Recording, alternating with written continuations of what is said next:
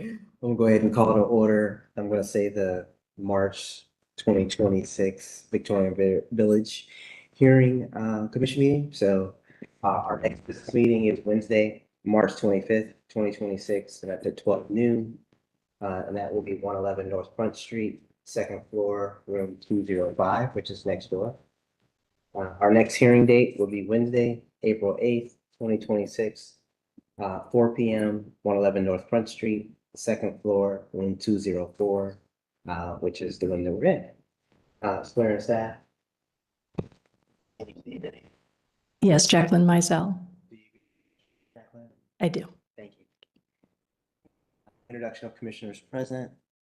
Kevin Parzik. Zach Romer Jordan. Reed Sprite. Tim Skinner. Sean Conyers. All right, and then do you want to do any overview of tonight's hearing format? Oh, sure. Okay, so for the tonight's hearing format, we'll have each application will go through. Well, first the commission will vote on the minutes from the last meeting to vote them into the record. Then we'll also vote on the staff approvals from this past month and vote those into the record.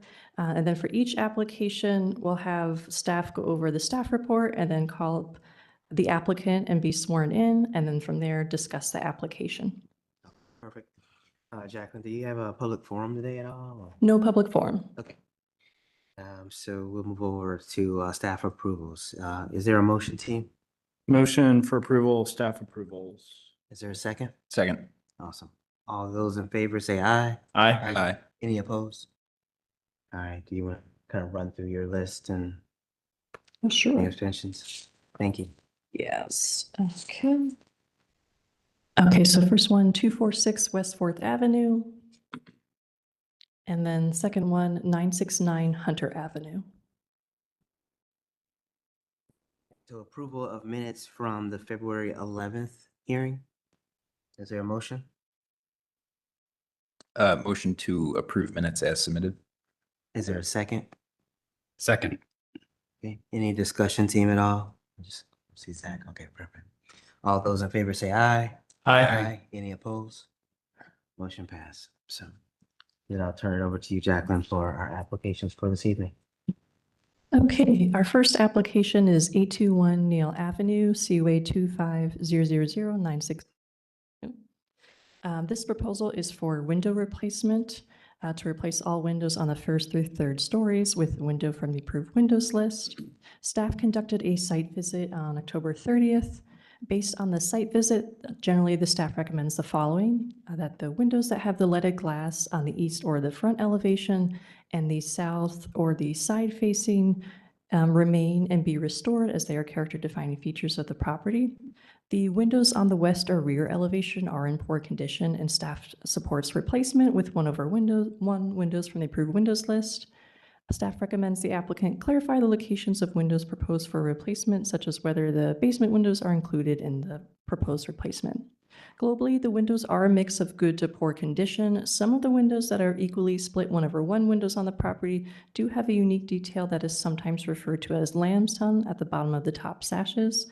The windows on the front elevation within the bay windows divide differently than the other windows on the property. Those larger windows have a larger sash on the bottom and a smaller sash on the top, which is unique to the building.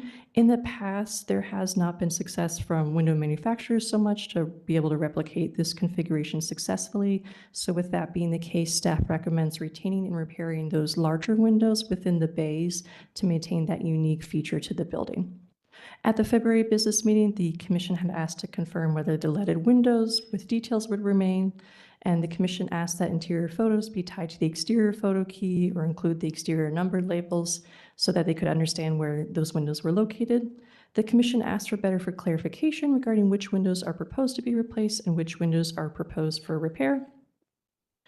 So staff recommends approval of application CUA 2500960 at 821 Neal Avenue with the following conditions, and that is that the windows that have leaded glass on the east and the south elevations remain and be restored, and that the windows within the bays on the east or front elevation that have those larger bottom sash and smaller top sashes are also restored.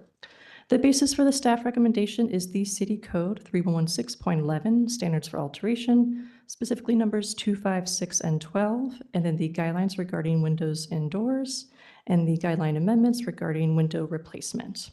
And then I also want to note, we did add the staff site visit photos this time, so if you're able to see them, we have them labeled here, and this is the previous application materials.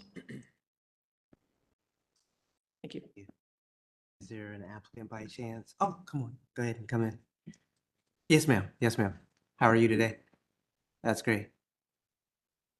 Can you just state your name and I'll get you sworn in? Perfect. Do you agree to tell the truth and nothing but the truth? Thank you. Is there just anything that you want to add about the application? I think there was a couple clarifications that staff had just mentioned. I think it was the basement windows. The leaded glass windows will absolutely stay. Okay. Within restored. I have been told by our Pella rep, who cannot be here because she's at a national convention in Chicago, but I have been told by her that Pella is able to recreate the different sash with the lamb's tongue. Yeah. She has told me that they can do that. If for some reason the commission does not want us to do that, then I'll look into restoring those windows, but just as overall, windows are in just, I feel for the tenants that are just in such poor condition, that we want to get them replaced. The basement windows are not included in the application at this time. Sure, other questions that maybe came up. That was the three major. Okay, awesome. Perfect. All right, thank you. Team, it's just maybe, I think it's pretty clear about the leaded glass. Any just kind of thoughts about the uneven sash? And then an update, and just any other kind of thoughts from, I'm gonna say the overall staff's report. So it looks like from the package, the uneven sashes are actually included, that they were able to replicate that as well, the two different size windows. Is that right? Caroline said that she was going to send something over indicating that Pella was going to be able to recreate that. When I explained it to her, some of the hesitation, she knew exactly what it was, and she said that they would have no problem. Okay.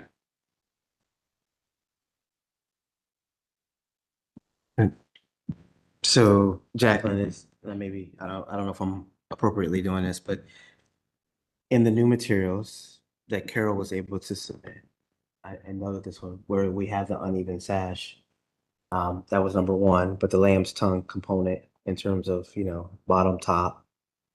Would staff have a different position if they're able to replicate it based upon the condition of the windows? Regarding the lamb's tongue, I don't know that we've seen a whole lot that have been replicated, so that would be, interesting to see if that is able to, of course, when you do something, whether or not it truly matches. So it'd be interesting to see how, if that comes out the way that it was historically. And then for the divided sashes, I think it just depends. It doesn't always have the same proportions, so that's usually our hesitation there.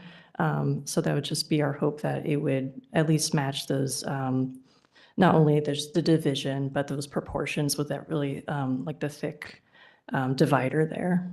Okay.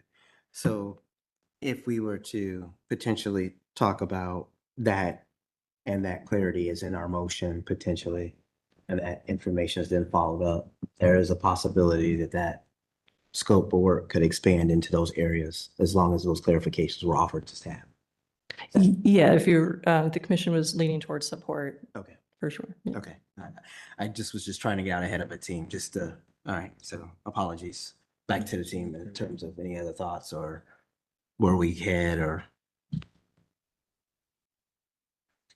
Jacqueline, maybe for clarity, do you have an image of the lamb's tongue detail I handy? believe we just so- do. I'm going to scroll real quick to see if I can't encounter it. It's in particular on the front.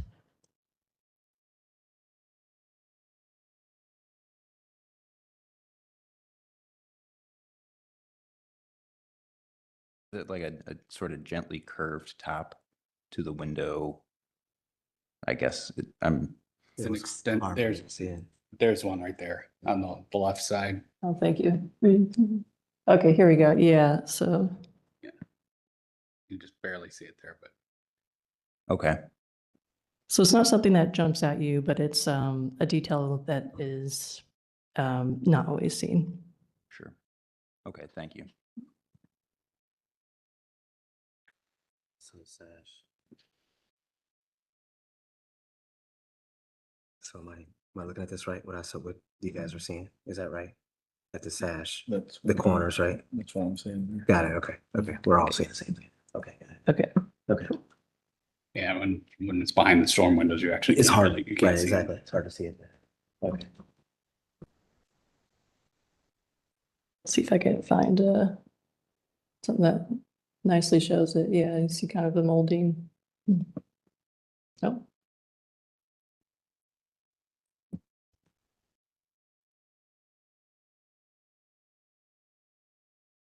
I think this is probably the easiest image that I see popping up, and not this literal lamp.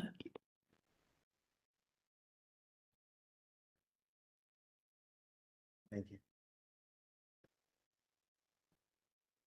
Did that help, Kevin? It does. Okay. Not familiar with that term, so I appreciate that, Yeah. explaining it to me.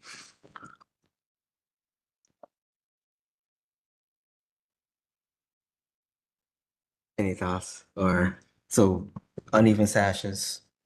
It seems like everyone potentially is in favor with staff approval, with staff's recommendation. I think if we were to turn it back over where, she could work with Pella to be able to kind of offset the two concerns, which is extending the scope into potentially the two elevations that have the cow's tongue or the lamb's tongue condition.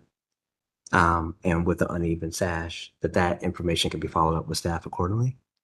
Yeah, and it could be as straightforward as, a more detailed drawing of the existing window that clearly identifies its proportions, and then that's something that staff can compare to what's being submitted for the new window. Right. So I could probably articulate a condition to a motion to, stipulate that. And are we giving the option of either repairing, in that case, repairing the existing or submit information that. I think that's a good idea, too. Shows the match. That's That gives you some flexibility there on. For sure.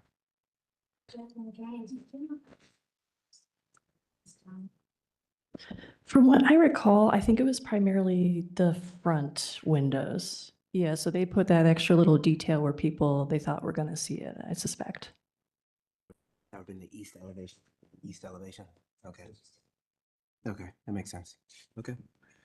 Is that kind of a good next step of being able to help you move forward with those two options? And okay.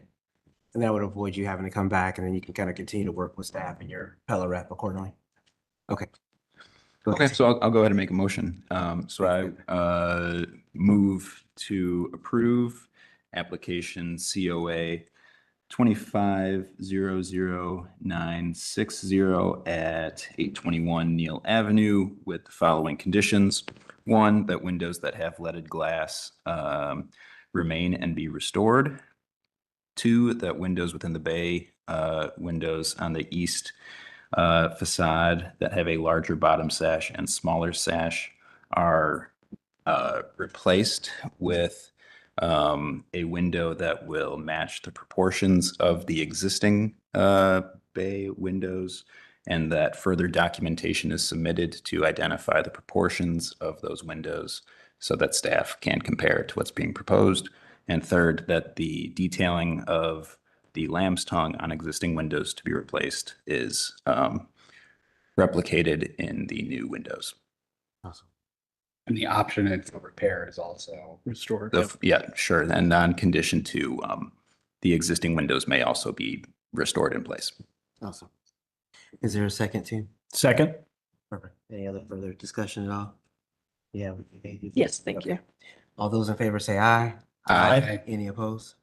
Motion passed. Thank you so much. Thank you. Really appreciate your help. Thank you. And staff will follow up within a few days, just with the hearing letter confirming all that.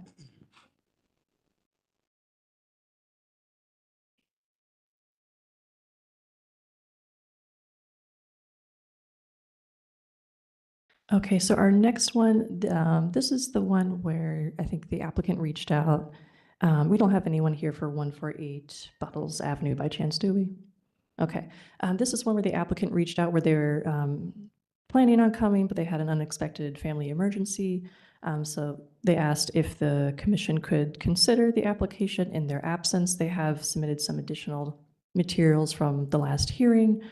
So it might be possible, depending if the commission has any questions or concerns, that we can take action other than continue, but we can dive in.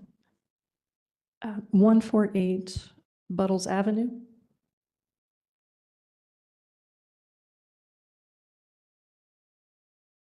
The applicant was listed as Kyle McElroy with BPM Group. That's okay.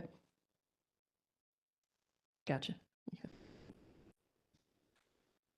Team, do you guys, what's your thoughts about, I know. I feel like we just want to go ahead and just. Reed, if it makes you feel better, I can.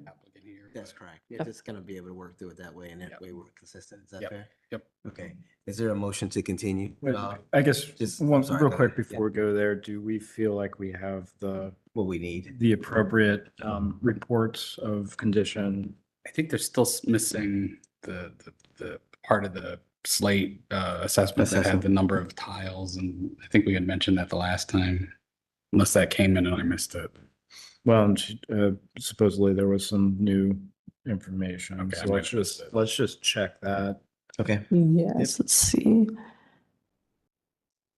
And then we have, this is some just written information the applicant added to confirm some things. Oh, they did confirm that the decorative elements will remain and that metal ridge roll will be installed to match, and that the carriage house is indeed included in the scope of work, but that no gutter work will be included. I don't see anything about the particulars of the number of slates, so we can, pass that information on to them.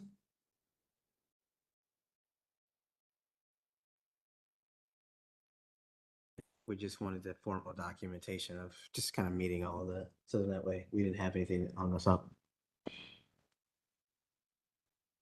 Anything else, team, that we may be missing? Is there a motion to continue? Motion to continue application COA 26000009 148 Buttles Avenue. Is there a second? Second. Perfect. All those in favor say aye. Aye. Any opposed? Let's continue. Okay. Thank you. Good pause, good pause, good pause, to make sure. See, over here. Okay, our next one is also a slate application. This one is for 744 Neal Avenue. So the proposal here for slate replacement, replace slate on the main house and carriage house with either GAF slate line or Certainty carriage house from the approved roofing shingles list with metal ridge roll to be installed. The property includes a Queen Anne style brick residence, and the main roof and front porch has scalloped slate shingles with metal ridge roll. Stop gutters are present on the main roof, and then box cutters are present on the front porch roof. Rear additions are sheathed with asphalt shingles, and they do have skylight windows, just FYI. This slate does appear to be in fairly deteriorated condition, including delaminated, pitted, and cracked slate with missing slates. So just to explain the staff recommendation, because slate has a long but very finite life expectancy over time, the Historic Preservation Office, to be able to look at everything fairly when slate does reach its final life, developed an approved roofing shingles list. So then in accordance with the guidelines, that roofing shingles list was developed as a consistent way to address slate that has reached its life expectancy while still maintaining compatibility of having the closest appearance to the slate that we can find. And that requirement also includes venting and metal ridge roll. The commission can also consider roofing shingles that are not on the approved list, and we've also had some synthetic slate proposed for possible test cases as well by other commissions. The applicant has confirmed, just an update, that they are okay with using certain Teed carriage house shingles from the approved shingles list, which has that shape that is closest to the scalloped slate that they have currently on the home. So photo documentation, I just want to note, does show siding at the addition, but siding and gutters have not been included in the scope of this work. The staff recommendation is to recommend approval of application COA 26-00053 at 744 Neal Avenue with the following conditions, and that is that the certain Teed carriage house in stone gray from the approved roofing shingles list is used to match the original scallop slate shape, and that any additional work, if any asphalt shingle roofing needs to be replaced or gutter or siding work is proposed, that it be submitted as a separate application or clarified with final materials submitted to staff for review and approval prior to issuance of a certificate. The basis for the staff recommendation is the City Code 316.11 standards for alteration, specifically numbers 2, 5, 6, and 12, and then the guidelines regarding roofing materials, specifically letter C, and then numbers 1, 2, 3, and 4, and then the amendments to the guidelines regarding slate roof and slate replacement. Thank you. You state your name, sir, and get you sworn in. Yes, I'm Todd Ball. Do you agree to tell the truth and nothing but the truth? Yes. Thank you, sir. Anything that you want to add to the application? Well, I think it's pretty obvious my 104-year-old slate's been replaced. I've been trying to keep them up. Windstorm there, right before the big snow and Thanksgiving, took out 250 of my slates. I put them back up. And even since then, they started falling out. Yeah. It's very good wind is going to blow it all off. Yeah. And there didn't be that time of year we get kicked. Yeah. Perfect. Anything else, sir? And I'll turn it over. Go ahead. Well, as far as replacing it, Yes. I was investigating possible solar shingles. I know solar panels aren't really a thing that you want to allow on that roof. But is solar shingles an option or not? Yeah. They kind of look like slates. Yeah. I think that if we had the app, it's hard to say that it's yes or no. I think that I'm going to say if that product data was before us or we had that product data to be able to analyze, I think that we would be able to kind of offer maybe a little bit of feedback on that. But since it wasn't included, it's tough to say yay or nay. Yeah, I mean, this is kind of a sudden thing. Yes, sir. Understandable. But basically my roof points dead south and it'd be a perfect application. For sure. So yeah, basically I'd like to get this thing replaced in main roof. The addition at the back, there's two halves to it. You might note. The one half that's really steep, those shingles need to be placed as well. If you want to do it, I'll do the whole thing. That's what they would be. And that portion is already existing asphalt, right? Yes. Right. That's right. Okay. That's a whole other. Yes, I sir. got approval to replace that addition years ago. That's my job. That's bad Yes. stuff. I'm sorry. Understandable. Sorry. Okay. Anything else, sir, before I turn over to commission comments? Okay. Thank you, sir. All right. Team. As we continue to have these come forward, I guess for our sake, for your sake, kind of curious if there's any objective checklist of, I know the previous one we talked about number of slates that may need to be replaced, but what is that? Is it a percentage of the entire roof? Is there a threshold that we should be looking for that once you reach 50%, it's too much? I know some of that's tough to tell, but if there's some kind of guidelines that we can use to be objective about it. Yeah, I don't know that we have like a specific percentage. I mean, certainly if the majority of the slate is not looking like it's deteriorated, then we certainly would recommend replacement. And, we take a look at all of the different elevations. Sometimes if it's the case where, let's say, maybe like the front elevation, the slate still looks good, then we might recommend retaining that front section or the street sections visible to the street. In this instance, it does look like the slate just globally are experiencing all those deterioration pieces where we would recommend replacement in some shape or form here. evidencing all there's like different types of deterioration that occurred, and it's pretty much doing all of that. Thank you. I think just going on record here for what I've said in the past, I think, I don't have a problem with the replacement of slate roofs. I have a problem with the replacement product that kind of has been historically or in the past has been approved by the commission, which has been from the approved shingles list as an acceptable product, which has been the carriage the clip shingles, which I don't think is an appropriate replacement for slate shingles. They are for slates. They don't look like slates. There are other products out there that look much more appropriate, whether they're synthetic or there's rubber products. There's potentially solar producing products that we haven't looked at. My view is that asphalt shingles are not a suitable replacement for slate shingles. Things, Zach. Just wanted to clarify, all the existing asphalt shingle on the back, both of those would be replaced along with this, so all of the roofing. 25 years ago, the lower half of that addition, that roof was replaced. It's not great, but yeah, I can go ahead and replace the whole thing with all matches. Yeah, I'm not pushing you one way or the other, just trying to get clarification of what you're proposing for it. I like it all. Just saying.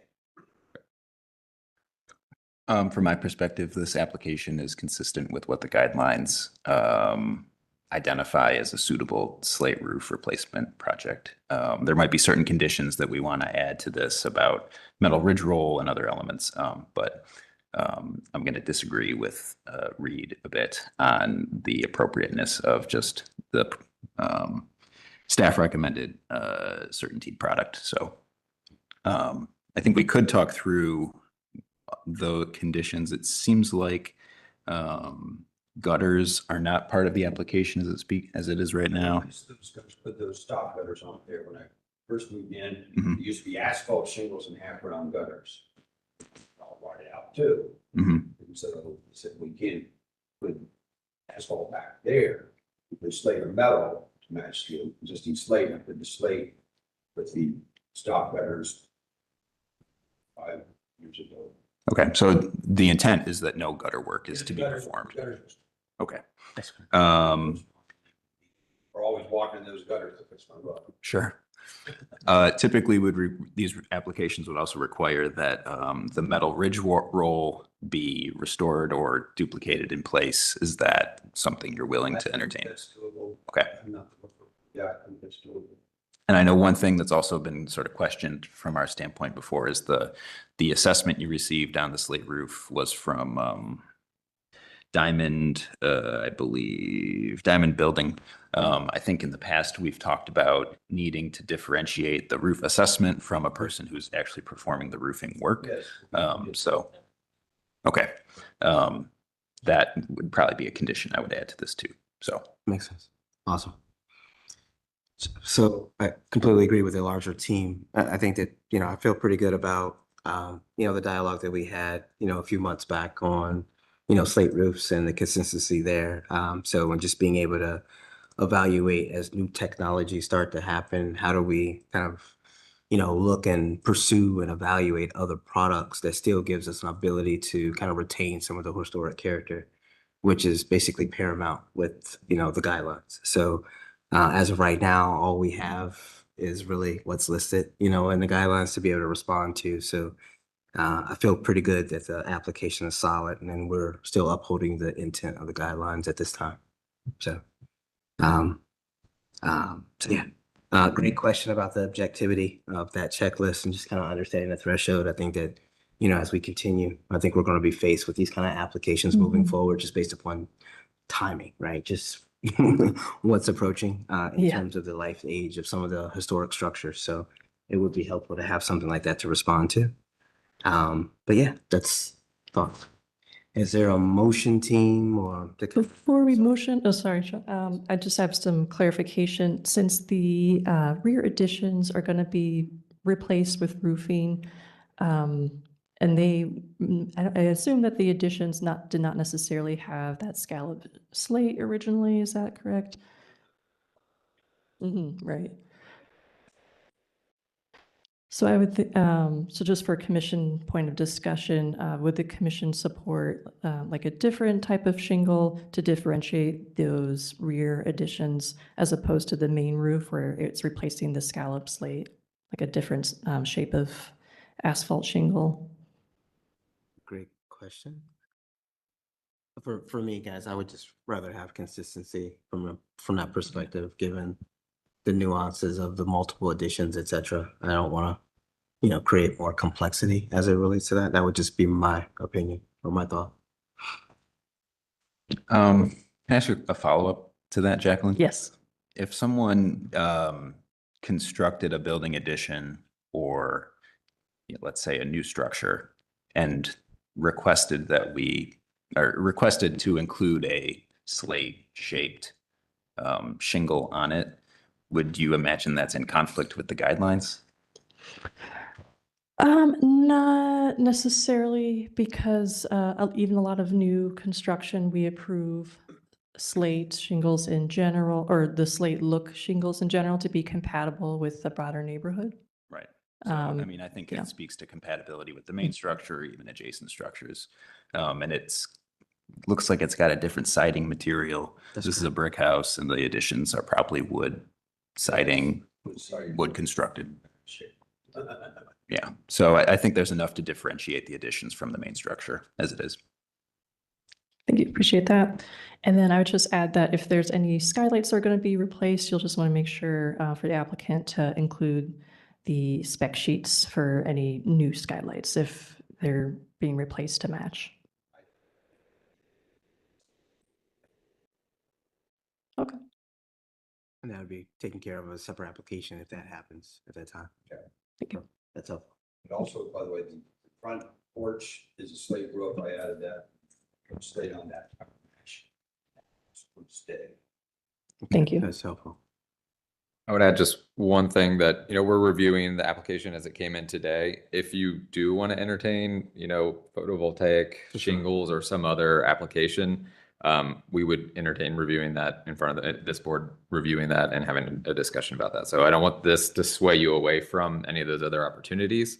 We're just reviewing what's in front of us today, which is what we're reacting to. I mean, I have looked at it. I haven't been able to really get a price on it because they always give you way down that rabbit hole where they give you them. I haven't gotten that far. If you do decide, I would just recommend, let's say you submit an application to bring a physical sample in for the commission to be able to review, since we haven't seen those proposed before.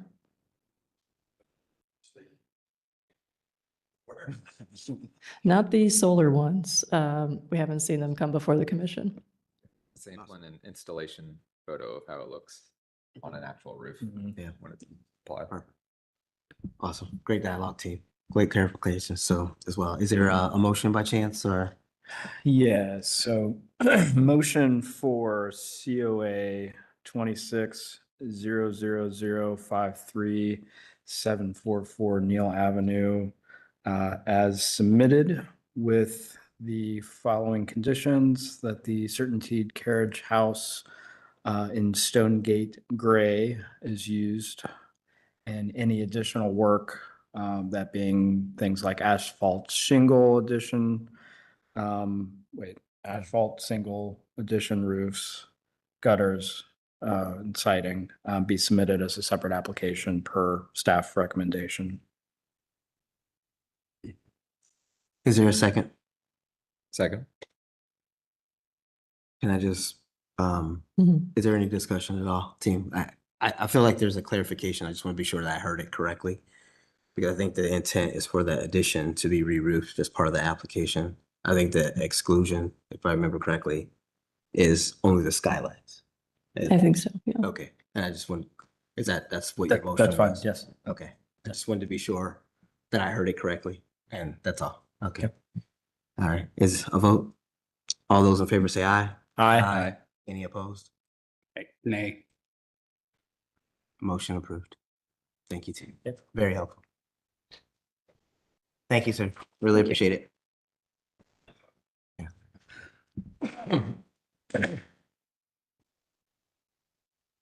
Okay, we'll be moving on to 131 Price Avenue.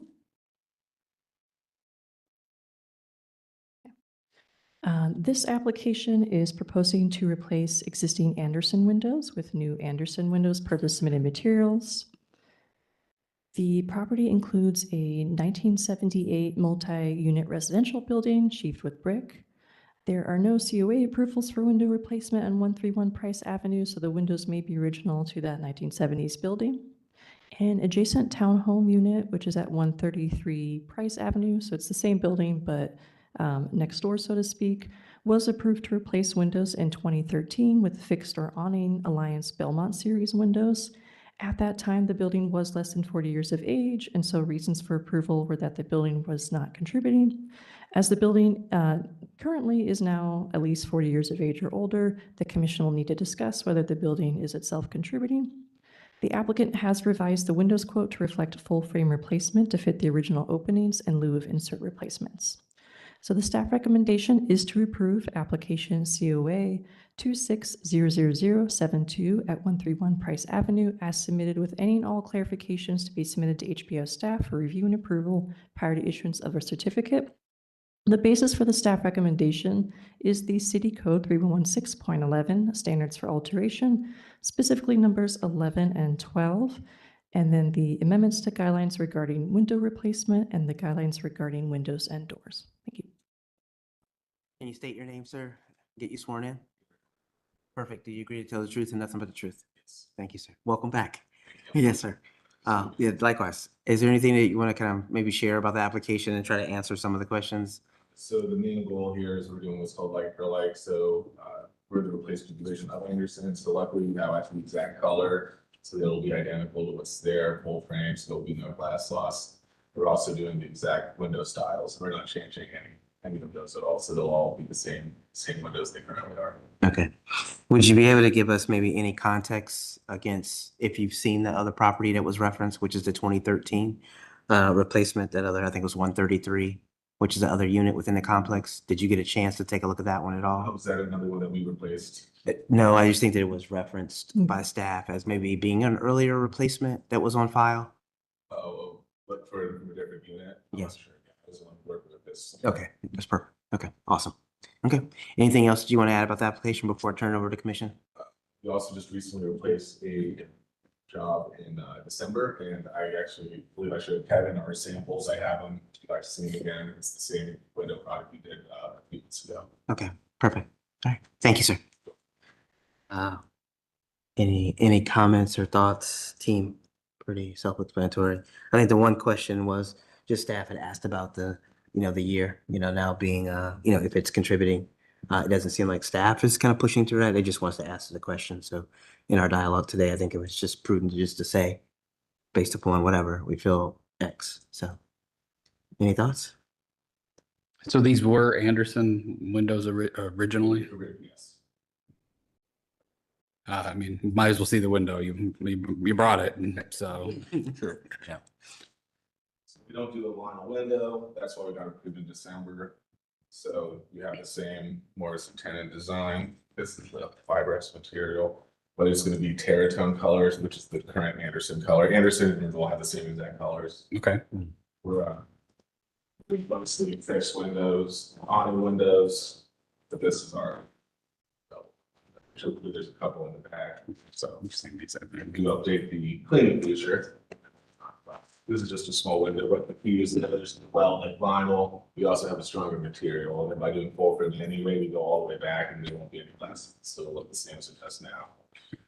So I mean, as far as the dimensions, we're talking the exact same. Exact. Okay. Correct. And the reason for the replacement is just their age of them or So, condition? 5 of them have really, really bad seal failure. One there, so our bedroom windows are the worst, can hardly see out of them. There's also an inability to open them, and then just the gas has gone out of them too, so the bills are super high.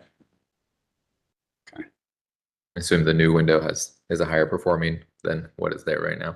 So yeah, we use our Lily for smart sunglass. And then it will also, of course, alleviate the seal failure. Like I said, in the back of the house, and his room, you can't even see out the windows. And also there, we can't open most of them, so he likes to get airflow. So now we'll be able to utilize them, give it added efficiency and a much nicer look without the seal failure. Mhm. But keeping the same color and style and doing the same type of look. So the exact same look, really. Now, does this include the door as well? No, we're not replacing the door. Okay. So the transom light and the That door. transom would be the only thing that stays. Okay, that's Yeah, fine. That's actually the door. That's That's inside glass. That's great. Just to Okay. clarify for the team. Yeah, very helpful. And is it every window for this address that's being replaced? Correct. Okay. Yeah, I mean, from my perspective as to whether or not this is a contributing building, I mean, the guidelines were written probably less than 10 years after this building was constructed. So I don't think the guidelines in their current format really address this building style. However, there are other sort of like similar styles adjacent to this property that just have been developed over time. So I'm not sure that this is necessarily like a non-contributing structure, but what's being proposed in terms of scope of work is so compatible and so focused on just replacing in kind what is there that I don't particularly see a problem with the proposed scope in terms of appropriateness. So, Yeah, these windows aren't designed to be fixed in place or repaired in place like the windows. like wood windows, right. And most of the guidelines that are written is going to talk about late 19th century, early 20th century architecture that this clearly is not. So I think using our best judgment is probably the only real written stuff we have to go off of. And I think what's being proposed is appropriate. So no issue from my standpoint. I agree. Awesome. Yeah. Okay. Very helpful. Any further clarifications needed, or is there a possibility of moving to a motion? Sure. Motion for COA 26-00072. It's 131 Price Avenue, as submitted. Second? Is there a possibility of just referencing the door and the transom, just to kind of clean it up, just to help? with the Clarification on that motion, that is understanding that the door and transom of that door are not included with the full replacement of the rest of the windows. Awesome. Yeah, that's second. Yep. Okay, you accept that amendment? Mhm. Perfect. Any further discussion, team, at all? Okay. All those in favor say aye. Aye. Any opposed? Motion passed. Thank you. Thanks. Thank you. And I have your two. I'm trying to say, I don't want these last. So much, really helpful.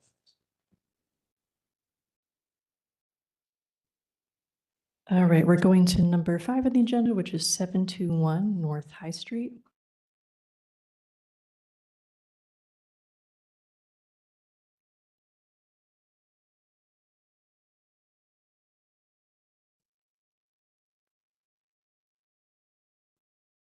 Okay, so this application is proposing to construct a pergola along the north elevation. For the submitted documentation, this application was previously conceptually reviewed at a few different Victorian Village hearings. And then we have the feedback from the January hearing. There's a little bit of feedback. Happy to read it out unless the commission's okay with moving through. Okay, thanks. All right, so we'll jump on ahead. The applicant has submitted additional drawings and renderings since the last time that the commission has reviewed the proposal. So over here, staff recommends including a measured scaled site plan that shows the site features or site context in accordance with the commission's feedback, and then the city code 316.07 materials required for consideration. The staff recommendation is to recommend approval of application COA 26-00113 at 721 North High Street with the following conditions. And that is the site plan with the site features is submitted either to a commission subcommittee or staff for review and approval prior to issuance of a certificate, and that the proposal is permitted by the Department of Public Service since it's located in the public right-of-way. The basis for the staff recommendation is the City Code 316.11, standards for alteration, specifically numbers 1, 5, 9, 10, and 12, And the guideline, Short North Design Guidelines regarding awnings and canopies, commercial patios, and outdoor dining. And then finally, the Victorian Village Guidelines regarding awnings and canopies. Thank you. Can you both state your name and get you sworn in, gentlemen? Spencer Holt. Oh, perfect. Perfect. Do you both agree to tell the truth and nothing but the truth? Awesome. Anything that you want to add about the application? Just hoping we can get it across the finish line. So it's been a long time coming. So we're either done or moving on to the next step or we're done. Understandable. No, we appreciate it. Thank you so much for all the dialogue leading up to this point too as well. So thank you. All right, team. Let it rip. Anything? You know, one thing that jumped out to me, I think the previous graphics that we've seen, and then particularly maybe the first graphic on A101 shows a very kind of clean and simple post to beam condition. But then I think there's a section in here. So on A200, that section shows a post cap, and it's called post cap, but kind of a escutcheon plate. So top and bottom, there's a little bit more detail there. And so I'm just curious if you can clarify if it's per what we've seen and per that first perspective, or is it indeed the intent to include these caps? Yes, to save a little bit of time, we copy and pasted a couple of previous drawings that included the caps. My mistake, I must have missed that. Okay. But they will not be coming with the caps. So no caps, so it's just very clean and simple. Okay. Simple, plain posts. Yeah, great, thank you. So how do you hide the attachment to the ground? Will it be attached to the ground? So basically, how the attachments work to the ground, Yeah. this is a freestanding awning for the one main thing attached to the wall. Yes, sir. It's just gonna be a bracket that is inside of the 6x6 post. Yep. So the post is hollow, it's an 8-inch screw aluminum post, and then it's like a, I'd say 5 7/8 by 5 7/8 bracket on the inside. That post will sleeve over that, and then there'll be screws on the outside. So Awesome. it's secured. Perfect. So there wouldn't be any exposed fasteners, things like that would be at the base of that column at those locations. Correct. Perfect. Awesome. Yeah.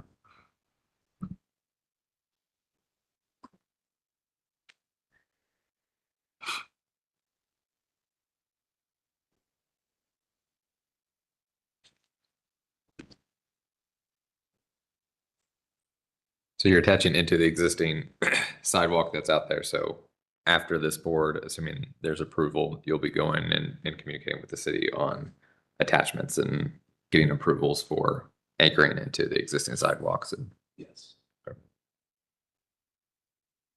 I mean, it'll actually be, I mean, it'll technically be a cleaner attachment than a lot of the current railings that you see people have. While even the railing that's currently there and others on more of a finished attachment point. Those two. Kind of. It can be similar in regard to like the railings, how it's going to be lagging to the ground. It's going to be completely covered. And let's say if for whatever reason in the future, it's going to need to be removed, it's going to leave the same path behind as a standard railing. Sure. For sure. Where's the control panel located? That is still up for debate. It can really be located anywhere. But it's exterior? Yes. Okay. It can be located on the interior. There is the raceways running down. We can actually have that all located inside the awning if need be, but it can be exterior. It's really open to whatever. Okay. Does that show up anywhere on any of these drawings, what the control panel is that you're talking about, Tim? Sorry, I did not catch that. The panel itself on A400 Okay. is shown, but it's just obviously not, it's kind of a typical electric box kind of thing that's gonna stand out. And so I think trying to figure out how we can mitigate that a bit. Is it fair to say that inexperience is the control panel? It doesn't come in black. It's only white. No, so it does only come in white. But like I said, if we don't like the look of the box, we can definitely have it inside, one of the raceways. All we really need is just power coming in to the awning to supply that box. So we could have it to where nothing is exposed. We could also paint, I mean, obviously, whether it's painting that actual control module, if it is exposed, we can paint it black. Or put it inside of a hidden black surround or, access panel, so. And obviously internally, so it's not gonna be, you're not gonna really see it from the outside. Only if you're really inside the awning or inside, underneath the cover.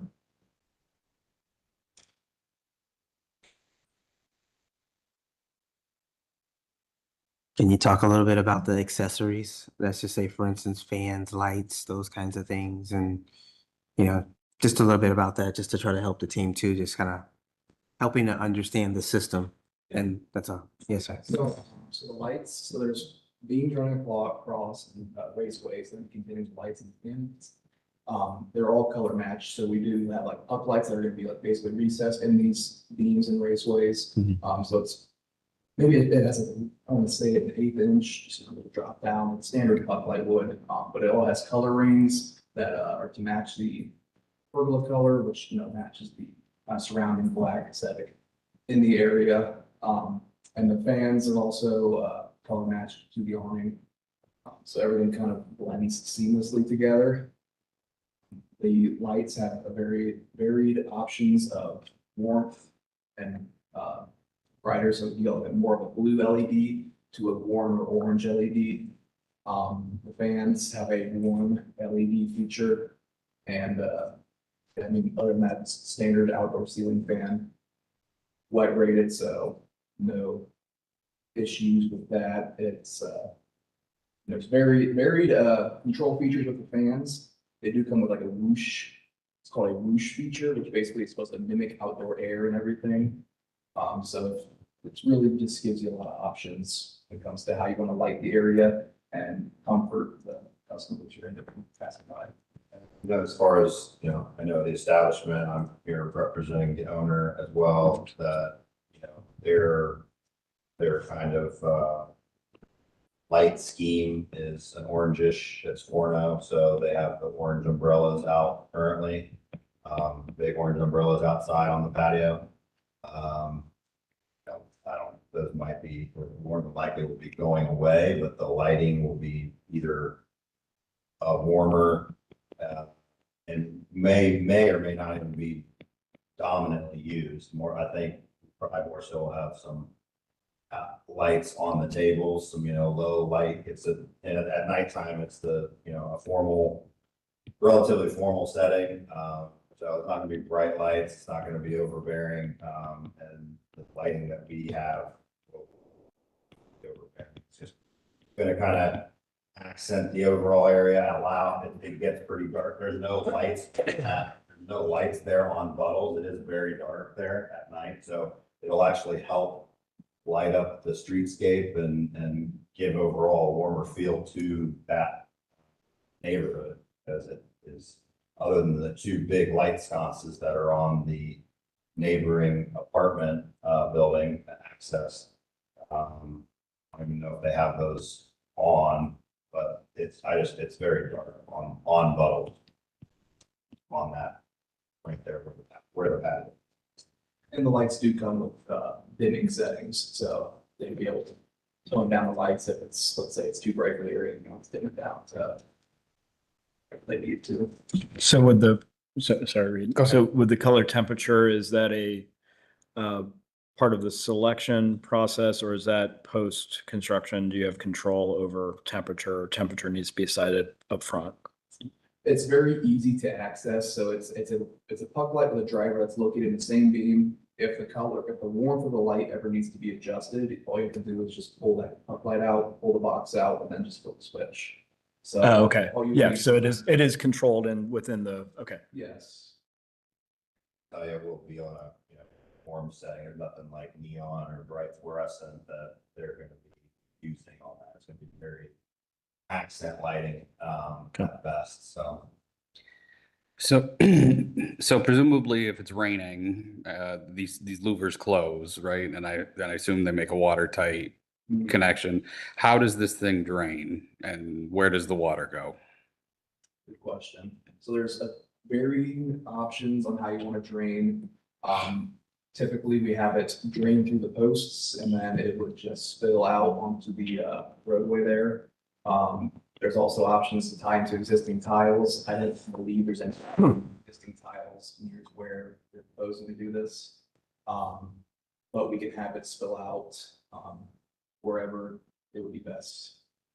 With daylight, it would basically daylight at the base. Okay, Yeah, yeah, of one of the columns or maybe multiple locations. yeah, Mhm. just Yeah.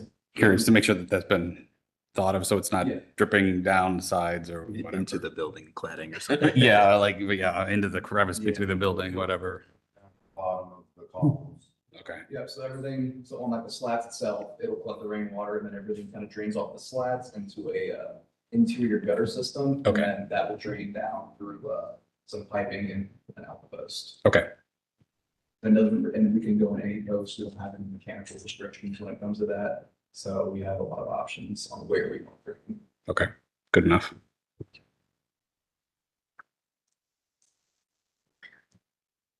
I'll just say, I mean, I appreciate the packages you guys put together. I think you responded to a lot of the comments and feedback that the board has given you as far as post locations and coordinating and height of it, coordinating it with the existing building, giving us some options, and ultimately kind of hearing us out and following through with it. So I appreciate that.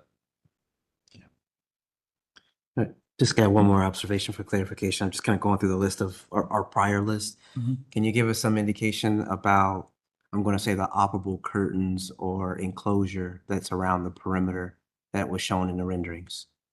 Yeah, I can give you a review of what. Is that included in the scope of work? Is that not included in the scope? We would certainly like to do it. I guess we probably have a better idea. Just, it's not on the drawings, but it's in the rendering. So I just wanted to be sure Yeah. that we were analyzing or evaluating it correctly. So that way it doesn't become an issue in the future. Yeah, I mean, obviously they would be nice, especially in the winter months. Right now, there's a temporary, I don't know if anybody's gonna buy there, but it looks like, Hobbit. Hobbit built, so, I mean, it's gonna be improvement of that, but, it would be highly, it would make it so that it's a year-round functioning, useful, and viable, space, so, to be able to, screen it in. So now, I mean, if it were to be screened in, obviously they would all, they'd be down only in the winter. We have to re-present that at another time. Obviously, getting the covering would be a win, even if the screens there's screens and or vinyl walls, that are see-through that are an option, or you could do a combination of the two, but, ideally, I know the objective would be like in most, Bridge Park and other, even downtown, other people where they've screened them in, whether they're motorized screens or temporary, panels that they put up manually every winter and they stay up. These have the option, they would be power. They would be able to go up and down as needed. So they would only be down during the pivotal operating hours that are required. So, I mean, that would be an understanding that we wouldn't want to make it, change the landscape necessarily, but, when it's, kind of like a Swiss Army knife, obviously, when you need the knife, you pull out the knife. When you don't need the knife, you put it away. So, but yeah, they would be see-through. So if you would still be able to see through, You know, a certain percentage of it is not see-through, but, you know, a minimal portion of it.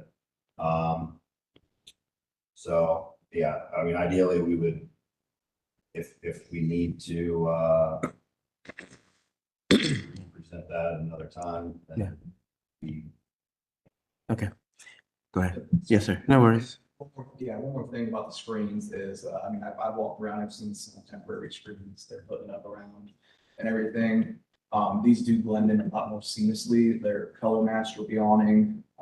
Everything is kind of built in to blend in. You know, you're not gonna have those bulky sandbags holding down tarps or the ropes, you know, keeping everything in place. Everything's gonna be kind of streamlined into one area. So. And these are, I mean, those screens that would be, you know, well, it's the only screens that, you know, structured is used on, we use on these, applications is the Magnatrax, which are the, you know, best in the business. And in terms of clarity, like the vinyl wall, the clear portion of it, which is, say it's 80%. The only part that isn't clear is like 10% on the sides and maybe 20% on the bottom. So the clearness of that vinyl is clearer than any other.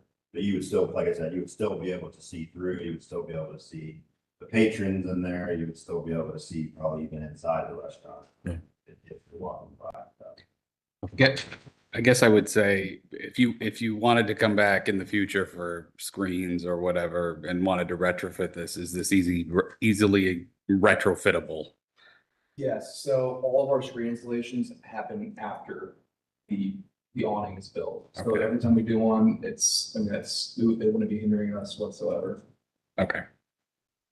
Well, that's good to know. I think it will maybe help moving things forward, but we're ultimately going to want to see. Yeah. Right. We want to see that. I think this is, it's not in the package now. I think it's probably a deal breaker to try to get it into the package now.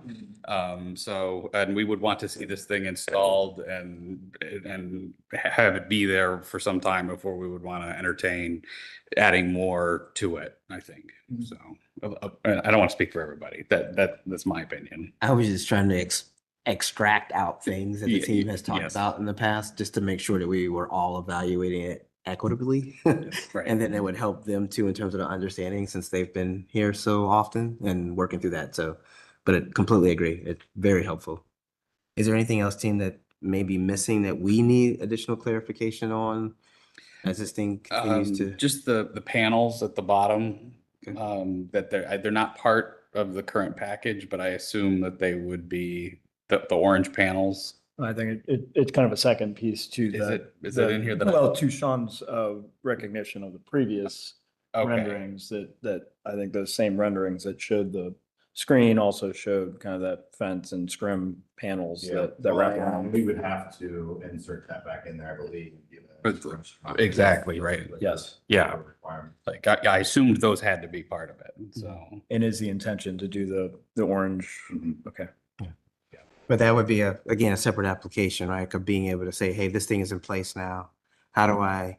Yeah, I mean, I don't know if the existing fencing Well, that's a good point. It's there already would there. be. Yeah, I mean, I think at least usable, or if it fits or whatnot, but if, you know, yeah, if we need to represent that, but essentially it would be either those same fences that are there that will be able to be utilized within that space, or something essentially fabricated to be exactly. okay. Yeah, I mean, on that issue, from my perspective, since the site plan is already a kind of condition that needs to be submitted to staff, if it's a site plan that exhibits the same design features that are there now for the lower, patio fencing, I would be comfortable with the staff approving that. And I imagine the public service department is going to want to see that element as well. So, For sure. I personally would be okay with that as a condition of a motion here, that's included accurately on a site plan, to match essentially what's there already in character and color and appearance. Awesome. All right. Team, anybody else, or you might want to give it a shot, or? Well, I mean, I was gonna maybe talk through the control panel thoughts. Because I think we could condition that the control panel be located in a sort of, I'm not sure the right wording for it, but a not very visible location. Is inconspicuous the technical enough term for staff to maybe Or just on the interior Yeah. portion of the awning. Yeah, I mean, we have unlimited options when it comes to that control panel. Like I said earlier, the whole thing can be recessed inside the awning itself. Yeah. Okay, if we can, The yeah. concern is the control panel. Yes. Yeah. We can always, we'll find it. Okay. We'll either black it out or disguise it, or we can even, I think there may be ultimately enough room between the column and the building. Even if it's like in an inset of whatever, there might be enough room to put it on the inside between the column closest to the building and the building. So, I mean, at that point, you're not going to see it, and we would still take, we can color match it, that's a given. We just want to be careful to stipulate it for our purposes so that it doesn't show up elsewhere and then have nothing to be able to point to say that we weren't specific. Well, yeah, I mean, we can stipulate it that we will disguise it, hide it, and color match it so that it is nearly invisible. Yeah, I think the language that I like is a recessed installation. That's what I was saying, and recessed. That's an the- option, The yes. color to match the Yeah, canopy. recessed and color matched. Yeah. Whatever, yeah. Do you want to say anything about conduit? Because there will be a piece of conduit or some kind of pathway that But goes. well, from that can be all existing building. internal to the structure, right? But how are we getting? Well, yeah, from- look, Get power to the awning. There is a couple options we could. Existing power up on the crown molding there's some boxes with power. These things don't pull a lot of juice. Everything that runs the slats is all low voltage wire. Obviously your lights and fans are gonna be pulling ones on. But nothing crazy. Even the screens themselves, you're not gonna. We can run that entire thing on one outlet. There's a bunch of light blocks like he's talking about up on On the corner there. well, on each panel above, like where technically an awning would cover up if there were like actual awning. But like the paneling above the actual glass up there, yeah. There's on each side, which I think it was at one point in time long ago intended for lights underneath an awning. Part of it. Each one of those has at least, I think, 2 boxes on either side. I guess we would just have to say, inconspicuous and the conduit should be painted color match to the. Yeah, we always typically try to find the best way to blend everything together. We don't want something ugly. Right. I mean, You'd be surprised, but we have to say these things sometimes. oh, yeah. No, I mean, yeah, even if we can't get black conduit, then we'll paint it. Right. Yeah, we all have. I mean, you've walked down High Street and seen some of like the Wi-Fi poles and things, right? Like there's some really, I'm big on color matching. some really ugly installations sometimes, so. And then for staff clarification, is that conduit, is it going to be drilled into any materials, or is it going to be able to go through mortar joints, or how's that going to be going in, out through the building? That question, I'm not exactly 100% certain on that. I'm not an electrician, or our in-house electrician probably have a better idea on the best way to have that all ran. Because we'll have a full permit on that too. Well, it sounds like there's boxes already on the face of the Yeah, building right. That's that they can tie into, so. We'll have a full permit. Like our. Yeah. So one of our conditions may be that there's no conduit Right. that will be run against the existing building or penetrate the existing building. It would utilize existing power that's already provided. Right, existing boxes that are on That's the correct. building. That's right. correct. Okay. Just, again, I think we're just trying to pull out all the things that you guys need. So then that way it really kind of helps from that perspective. Yeah, Okay, this is how it works. The more we know what you guys for sure. want to happen, it's easier on us. Okay. I know that there were some reservations in the past, fenestrations, et cetera. I think that's what led to the freestanding. I think the clarity of how simple all of those things. Is there, any precedent, or is there anything that needs to be talked about as it relates to this one? Test case, things of that nature that allows us these kind of steps of evaluation. Just something to touch on before we kind of move forward. Yeah, I mean, from my perspective, I see that the canopy is, the proportions are similar to the building. The canopy is not overly decorative or imitating a historic style of architecture, so it's clearly an addition. The height of the canopy is compatible with the facade of the building. And we will condition that the sort of decorative post caps shown on this drawing are omitted, I would say, from the design. So that, again, it speaks to a sort of neutral or background detailing of the structure. So those would be the elements I would point to support it being appropriate for this building. And and through a carefully vetted process, a lot of back and forth and study. Awesome. Cool. Awesome. Somebody want to give it a shot? I don't know if there's some conditional. I wrote down 7 conditions. I wrote down either you or me. Yeah, And I feel like you guys can help each other. from yeah, that you perspective. go and I'll back you up. And then just think about it, there's some conditional items and then there's future items, right? Mhm. So awesome, go for it. Okay. Thanks, Kevin. Can you talk through me on the future? I think items? the future piece is the site plan in terms of review. Okay, of that's my staff. condition 1. Yeah, okay, never mind. Because I So think, I'm I not guess, worried about it. Yep. I have 5 new conditions. I think staff's 2 conditions are You got it, go appropriate. for it. So, Go for it, yeah. go for it. All right. I would move to approve application COA 26001113 for 721 North High Street with the following conditions. 1, that a site plan with site features, including any patio furnishings, is submitted to staff for review and approval prior to issuance of a certificate. And those site furnishings are to be consistent with the existing previously approved site furnishings in terms of color, appearance, and character. 2, that the proposal is permitted by the Department of Public Service. Third condition being that the post caps at the top of the posts and at the base of the posts are omitted from the design as they're illustrated on the A200 series drawings. The fourth condition will be that the control panel is to be recessed in its installation and painted to match the canopy frame. Condition 5 being that the color and trim of the light fixtures and fans match the color and appearance of the canopy frame, as in black or a very dark color. 6, that the color temperature of the light fixtures is to be adjustable, both in color temperature and in dimming, intensity.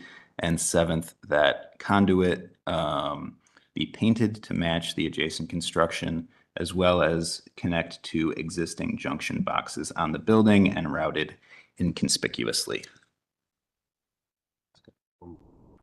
Okay. Enclosure.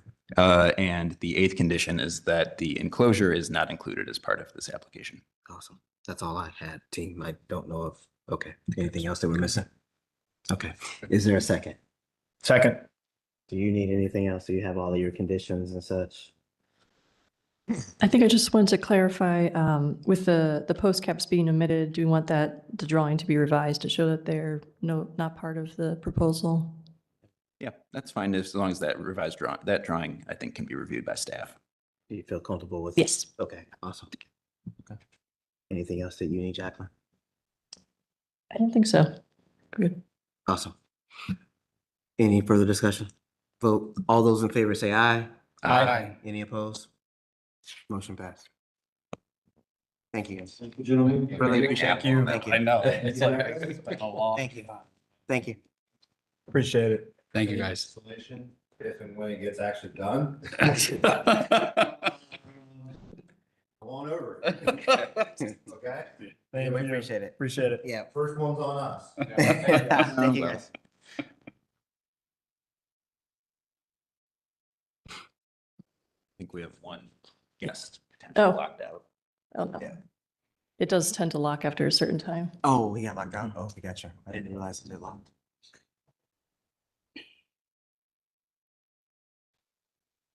All right, so we're moving to our final application, which is at 350 West Hubbard Avenue.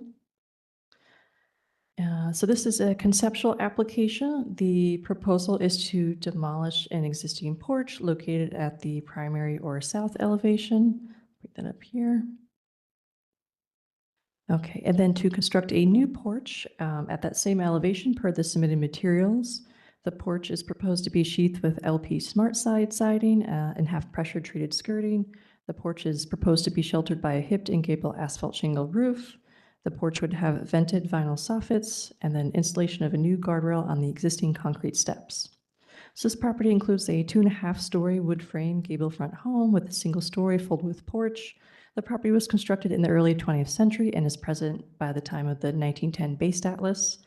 The 1956 MLS photo shows the porch retains the hipped roof and gabled porch entry and general design.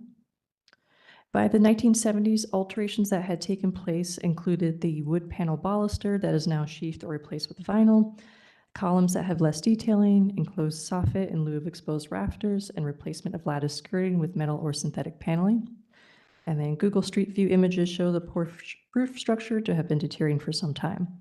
Since this is a conceptual application, the staff recommendation is that the commission offer design feedback that can be utilized by the applicant to further refine the proposal for review at future meetings, and so no action is required. The basis for the staff recommendation is the City Code 3116.11 standards for alteration, specifically numbers 5, 6, 11, and 12. And then the City Code 3116.12 standards for new construction, specifically letters E, G, H, I, J, and M, and then the guidelines regarding porches. Thank you. Can you state your name, sir, and get you sworn in? Yes, sir. No worries. Yep. It's Alex Belinsky. Perfect. Do you agree to tell the truth and nothing but the truth, sir? Awesome. Perfect. You want to share anything about the application? Just kind of talk us about the scope of work and just. To be honest, when I quoted this house, so I operate a pretty large department. Oh, I wasn't aware this was Victorian Village. I still wasn't. okay. Okay. But no worries. Basically, the guy's front porch is just completely falling off the house. Okay. The upper level. Yeah. That's why you see that siding coming off up there. Mhm. We're gonna do the best we can to fix that siding, but we're probably gonna have to get some aluminum and paint match it up there after we put some new brick wall flashing on. But basically, we're just rebuilding it back to the same design. I originally wanted to do just a single slope roof because I thought it was cleaner. But once we learned about the details of the Victorian Village, we decided we're just gonna keep the gable. Now, the kind of railing wall that you're looking at there, retaining wall, I guess, for the porch. Mhm. Right now, it has aluminum. The customer was wanting to use that smart side. Don't match it with the rest of the colors that were approved. But if we need to go back and do the aluminum, it's no problem. At the end of the day, the main thing is two things. You can see the boards there. They're extremely brittle. The homeowner's probably just over 300 pounds. Even myself, I'm right around 200. It was definitely bowing on me.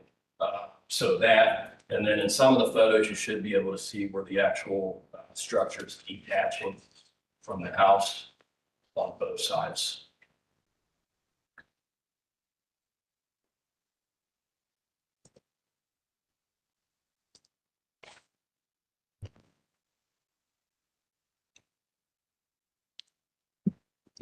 Is there anything specific that's driving the change in posts, you know, the addition of more posts that are smaller? Is that just a design directive or is that structural? Was trying to make it more structurally sound. Okay.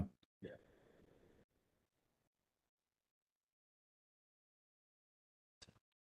So today, questions for you or just general materiality, general composition of, I guess, our reactions to the general composition, reactions to the general proposed materiality, just to make sure that you're on the right path. And then that information would then kind of, I guess, help you refine the application for a future vote. Is that kind of correct, what you're looking for today?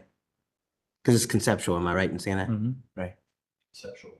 Yes, and that's why I wanted to be clear, because I felt like there was some urgency and I just wanted to be sure. Okay, go ahead. There is efficiency for the homeowner. Okay. would you be able to kind of talk through how the application came in? Just want to make sure and next steps and just kind of understand that before we get too far in.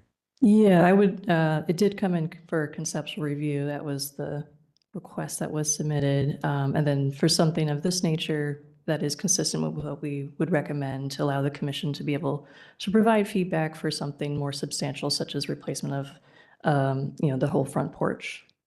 And then there are some finer details I think the commission will have feedback on, and certain requirements that we have for materials, such as the use, replacing the boards, and then if there's the enclosed soffits, just making sure that things match up in sizing and things like that. Yeah, so the deck boards, so we sent the material list, all the materials are the same, they were changing. It's the aluminum siding for that, that painting for the porch they wanted to go with. But based off the historic look, if you guys want to keep the aluminum, I don't foresee the homeowners fighting them. Makes sense. Yeah. And so then, so I think so the way the application came in as a conceptual, we can't vote on that to be able to help you move forward with the work. I did not turn the application. No worries. No worries. And that's why I picked up on that. So I wanted to be clear just in terms of that. So I think today, what our hope is that we're able to give you feedback that would close on the current design. You could take it back to the homeowner based upon the feedback that you hear today. You can revise the application. It could come in on as a voting or an approved agenda item, and then you'd be able to move forward. The turnaround time is pretty quick, so it's not like it's going to be extended, but it would be on the hearing for the following month. Okay, perfect. All right, so is it okay to kind of maybe answer some questions on maybe observations with the commission that gives you design feedback on a couple of items? Perfect, awesome. I'll open up to the team. Well, I guess I have a question that might need Jacqueline's sort of feedback a little bit or expertise. And it's on the sort of porch guard or this sort of railing. There's the historic photo included in the packet that shows probably the aluminum siding in the 70s or 80s. But on this type of house, and it's shown in the black and white photo right before, it's probably more expected for a building of this age and the neighborhood that the porch paneling is like constructed, if it's a solid panel, that also will have a sort of trim around. And this, you can barely sort of see it in this image, but it's kind of a flat panel and then trim on the outside to kind of make a panelized look, as opposed to using a siding material that's consistent with the body of the house on the railings. We could actually use that same, if you guys are okay with the LP Smart Side, which is meant to match like cedar stuff, we could totally use 4x8 LP Smart Side panels. Right, and then trim. Rich trim. Yeah, and I think that's probably more appropriate in this case, despite the fact that that aluminum siding has been there a very long time, likely longer than 40 years. But the guidelines do say where replacing deteriorated elements that they duplicate historic features, restoring things that are made of wood, and not just replacing the sort of maybe less appropriate siding that's been on there now with a horizontal siding. So to the extent that you can see the paneling that's on this porch in this image, the same with the lattice at the base. There's this sort of like, I don't know if it's a sort of faux vertical siding that I think's installed currently, as well as in that sort of late 70s, early 80s photograph. I think lattice is something the guidelines would support and is more typically used in the neighborhood and is probably more compatible with this age of the structure. So if you haven't found these, I think this would be a good guideline for kind of approaching the detailing of the porch. I agree with all that. I think doing the lattice is going to allow the structure to breathe better.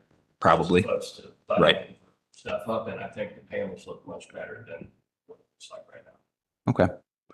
So yeah, I think that on the next version of this application would be an improvement.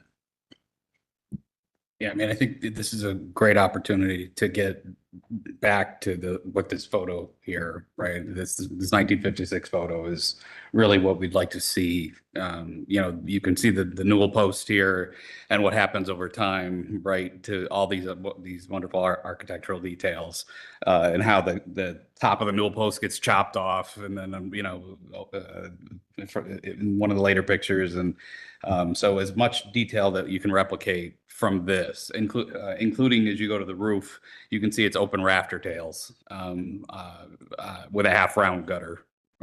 Is how the roofing detail is. So we would want to see the vinyl soffits. We want to see exposed rafter tails, and with a half round gutter detail for the roofing, which is more expensive. So the homeowner is probably not going to want to hear that probably, but that is kind of the detail we want to see brought back. Especially if we're pulling the whole thing off, we're going to want to see it put back as close to historically accurate as possible. Repeat the soffit part. Yeah, so the soffit, right, you can see in the front here where the gutter is actually missing, it looks like. Yeah. So can you point to that? You were yeah, right there. You can see the ends of the rafters, the rafter tails for the roof. They do notch that beam up going across. I think it's actually sitting on top of the beam, and they're just coming down. And then you can see that there's a half round gutter that's off on the left. That's actually just it doesn't continue. It's missing. But that would normally continue across. Yeah, that's correct. Well, that's what it looks like was there originally. So we would want to replicate that, and that's what was typical around these parts on. And you can see on the upper house, it looks like that was what was probably there as well. Having open rafter tails was common in the neighborhood. So as far as I'm standing in the porch, I'm looking at, are you thinking no soffit? You'd rather just see the framing?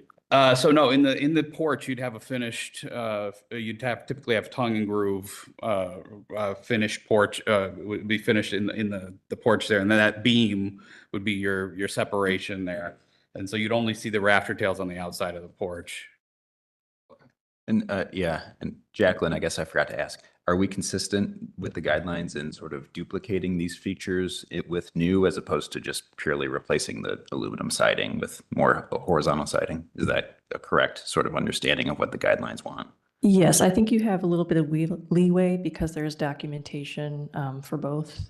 So we have because I think usually the guidelines say, if you're replicating porch materials, do so either with photo document or some sort of documentation, or if you don't have documentation, base it on the house style, then the neighborhood. And then this instance, we do have documentation.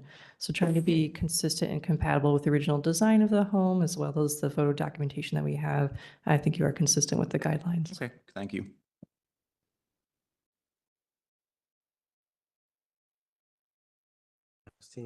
One thing this porch doesn't have in these photos is a railing.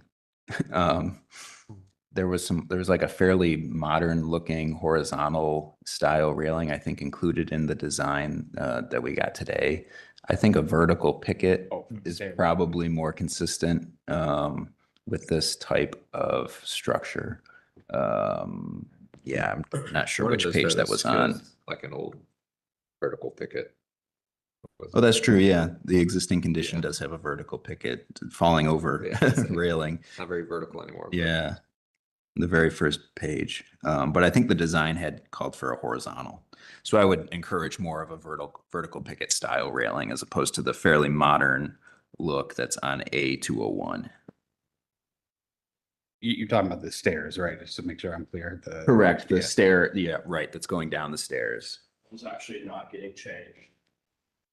That out, putting it back on. Oh, okay. What the homeowner wants, if you look at that picture down by the bush in the bottom right corner, you can barely see the top of another step.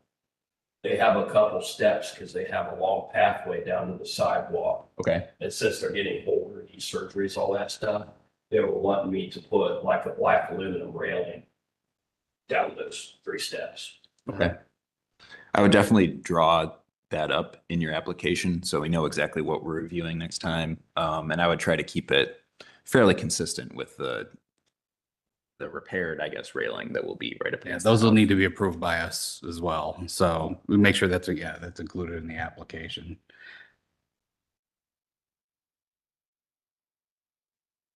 I would say we tend to, well, if you're doing anything new, you know, just kind of putting the one back that's there is one thing, but if you're doing anything new, we would say, we would shy away from something like that. We would say, keep it as simple as possible. So, you know, fewer, not with all the little curly Yes. Q, I don't know what you call it, spindles. Yeah.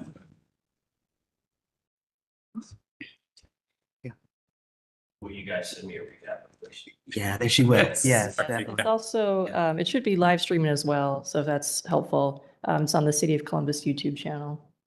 And Jacqueline, you make sure he gets a picture of that, the 1956 house, the Yeah. photo if he doesn't already have it. So it's pretty valuable. So I just have two items that I would love for you to potentially explore, and I don't know if that's the right call or not, but I'm gonna suggest it. I think that as far as the decking material, I think that the decking material is a big one that I just want you to pay attention to. I don't know what it's called out to be now, but just make sure that it's wood. The orientation that you show in the drawings are a different orientation than what's being shown here. So we would want to keep the same orientation and such. And just make sure so that decking is like for like, it's tongue and groove, it's wood, it's not a synthetic product, it's not something of that nature that wouldn't be appropriate. So I just don't want you to get kind of lose track of that one. And then the next one is, I think we are really going to evaluate the columns and the detail of the columns. And it's a little bit easier and it may be long-term beneficial to explore a synthetic column and something that's square, appropriate proportion, that has a base, that has a fluted base, has a fluted top. And it may be just easier on the execution. It may be long-term, a little bit easier from a durability perspective. And it may be able to help you retain the character at the end product. And so something for you to explore. There's a lot of examples that have been done in a neighborhood that have successfully done it. And that may be from a contrast perspective, something that you may want to look at. Okay. And I don't think we said it, but the spacing of the columns, keep them That's correct. historically the same as they were in the Proportion-wise. photo. Yeah, makes sense. Awesome. Yeah. Yep. Yeah, and I think Jacqueline will kind of get everything noted up and sent over to you and such. But you want to tell him a little bit about how quick that time frame is if he wants to get on the agenda for. Yeah, absolutely. So I think typically, and I have to check, the deadline for the commission hearings tend to fall like the day after the hearing. But for folks who have, you know, an application that's continued or conceptual on that month's agenda, they get a week extension. So instead of having to somehow submit everything by tomorrow, you would instead submit everything a week from now. So it'd be next Wednesday to be on the following month's agenda. If that is still too short of a time frame, that's okay, but it would then need to go on the next month's agenda. And that's because it would need time for staff and then the commission to review the application materials. Oh, and I think, did the commission touch on, I guess, like, let's say this comes back for action review where the commission does a vote. We just want to make sure we got good scaled measured drawings. Looks like there's something right here for the demo part, and we've got a nice rendering that's very helpful. But you'll probably want to do something closer to this or include something like that just for the final drawings. I think the details that they're focusing on in terms of the cross sections, I think that'd be really helpful, right? In terms of being, I'm going to say, refreshed to the conversation today, where there's a section that goes from grade all the way up through the soffit. So you can kind of understand, you know, all of those little details that we've talked through. Kind of I want to say an enlarged detail of the base condition, picture framed out lattice, things like that. And how you're going to address the column bases. Those are the kind of things that, so not necessarily just big picture. If you can kind of zoom in a little bit on some details, I think that would help the conversation to help you. And then obviously all the products, you know, that you're proposing. including the railings and things of that nature. Absolutely. Awesome. I think roof slopes as well, trying to match those to the original as much as possible. It looks a little bit different between the demo drawings and what's being proposed as well as kind of what's out there. So What was that? Sorry. the roof slopes of that. So I don't know that if it's actually 6 and 12, that might be a bit steep for what is actually there, but I would just double check that and make sure that we're matching the original as much as possible. Awesome. Cool. Anything else, sir? All right. Get all that put together and, so let you know by Wednesday. Yes, if you can. That way we can include you on the April agenda. Awesome. Thanks, guys. Likewise, thank you, sir. Thank you. Yep. Good catch, good catch, good catch.